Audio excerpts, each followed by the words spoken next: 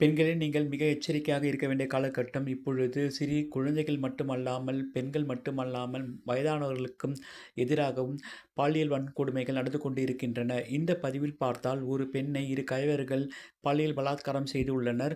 அதை காரணம் காட்டி அந்த வீடியோ எடுத்து அந்த பெண்ணை மிரட்டி பணம் மற்றும் நகை பறித்துள்ளனர். நான் என்ன சொல்ல வருகிறேன் என்றால், நீங்கள் இதற்கெல்லாம் பயப்படாதீர்கள். உங்களுக்கு எதிராக எந்த ஒரு குற்றம் நடந்தாலும், அதை உடனடியாக நீங்கள் காவல்துறையின் கவனத்திற்கு கொண்டு வரும் புகார் அளிக்கும். அப்பொழுதுதான் உங்களுக்கு விடிவு காலம் பிறக்கும்.